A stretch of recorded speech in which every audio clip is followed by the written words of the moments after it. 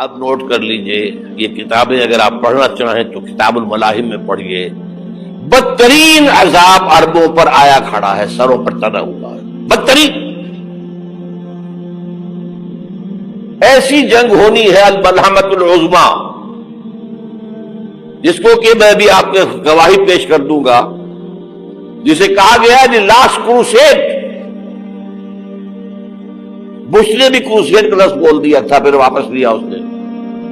نکل جاتی ہے جس کے منہ سے سچی بات مستی میں، فقیہ مصلحت بین سے اور ہندے بادہ خار اچھا، کروسیڈ کہہ کر پھر واپس لیا۔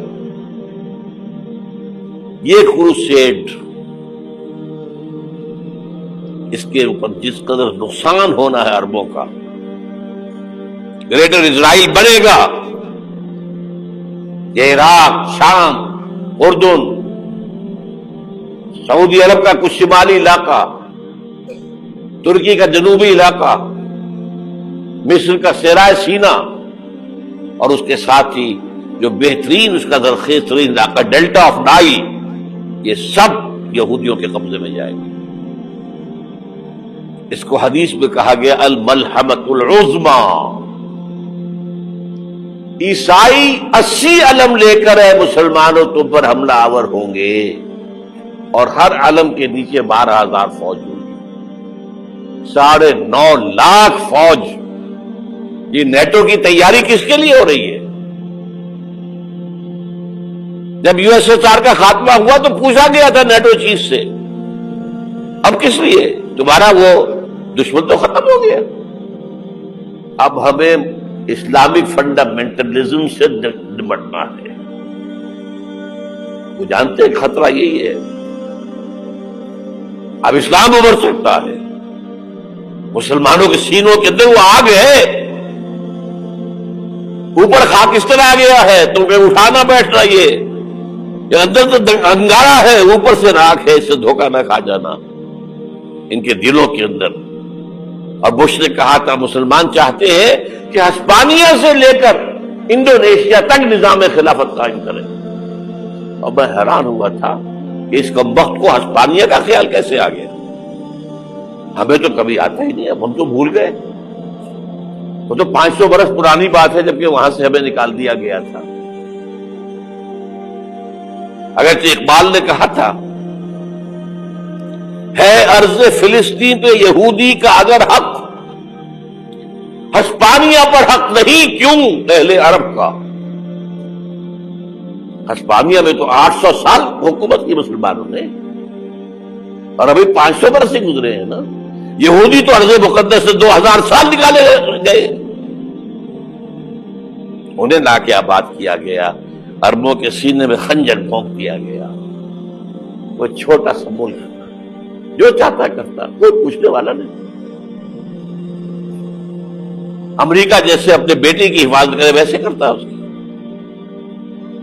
اور حضور نے فرمایا ہے وہ جنگ جب ہوگی تو ایک باپ کے اگر 100 بیٹے ہوں گے تو 99 ختم ہو جائیں گے، ایک بچے گا۔ یہ حدیث ہے، حدیث صحیح۔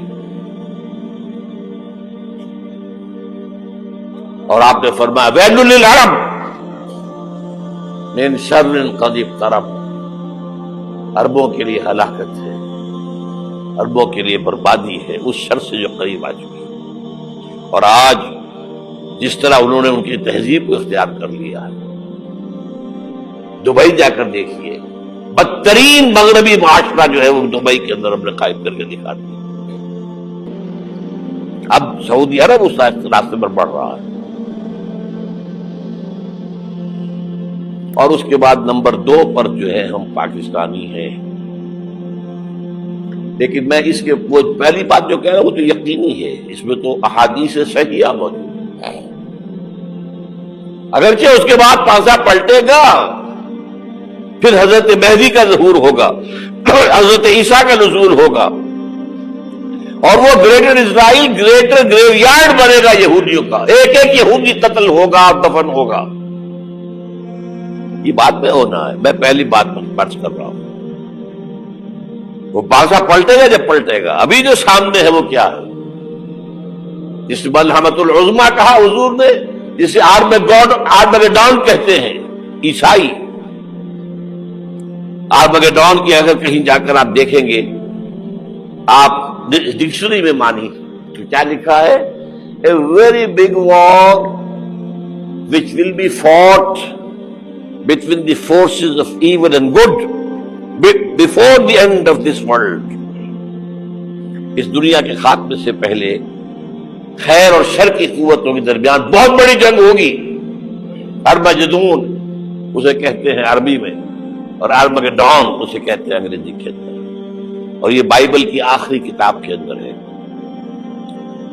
जो इसमें कि मुकाशफात यूहन्ना, रेवलेशंस ऑफ सेंट जॉन, ये तो मैं कह रहा हूं यकीन के साथ, और ज्यादा दूर नहीं है, आया चाहता हूं। इसलिए कि यहूदियों का और ईसाई जो कंजर्वेटिव्स है, न्यो कंजर्वेटिव्स, उनका 5 निकाती एजेंडा है मुत्तफक अलैह, जिसके तहत ये जंग सलीबी शुरू की गई है। तो सुन लीजिए आप।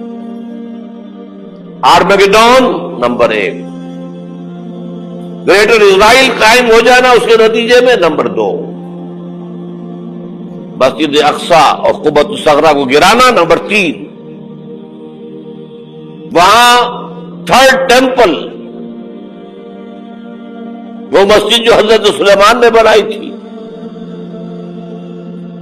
1000 कब्ल मसीह में, फिर बर्बाद की थी नेबूकदनेस्सर ने, दोबारा बनाई गई, फिर दोबारा खत्म हुई, 70 ईस्वी अब तक गिरी पड़ी है। उनका खाना काबा गिरा हुआ है 70 ईस्वी से लेकर आज तक। एक दीवार है वेलिंग वॉल, जहां जाते हैं, रोते हैं, पीटते हैं, मातम करते हैं, वहां वो बनेगा 3rd टेंपल। और नंबर 4, उसमें लाकर रखा जाएगा तख्त हजरत दाऊद का। ये तख्त कहां है इस वक्त?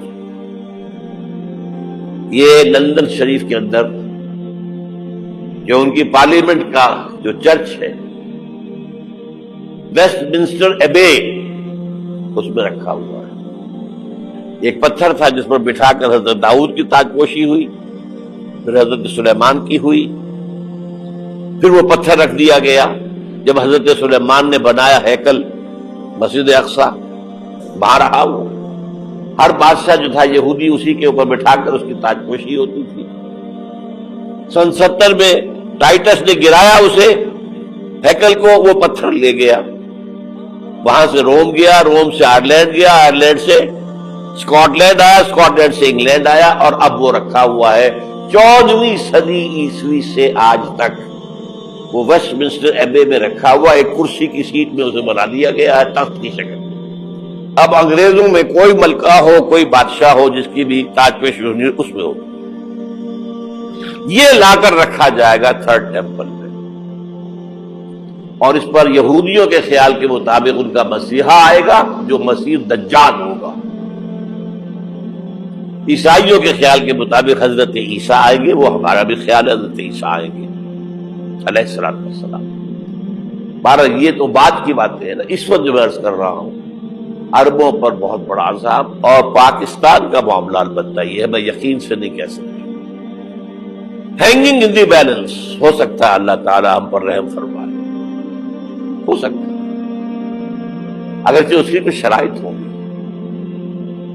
चमन के मालिक अगर बना ले मुआफिक अपना शार, अब भी चमन में आ सकती है पलट कर चमन से रूठी बहार, अब भी हो सकती है।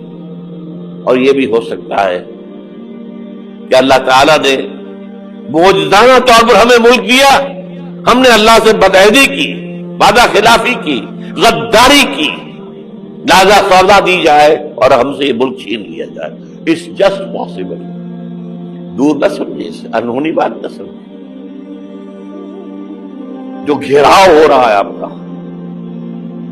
आपके मगरिब में नेटो फोर्सेस और मशरिक में भारत फोर्सेस, भारतीय फोर्सेस गिद्धों की तरह बैठे हुए इंतजार कर रहे हैं पाकिस्तान और डिस्टेबलाइज हो जाए, यहां और बदअमनी हो जाए। अब लाहौर में फिर आज धमाके हो गए हैं। 2 दिन पहले का धमाका मैं सह के आया हुआ हूं, आपके सामने बैठा हूं। वो जाने बची नहीं, जो हमारी अकेडमी का हश्र हुआ वो तो मैं आपको नहीं बता सकता। ये सारा क्यों हो रहा है? ताकि यहां बदअमनी हो जाए और हमें जवाब मिल जाए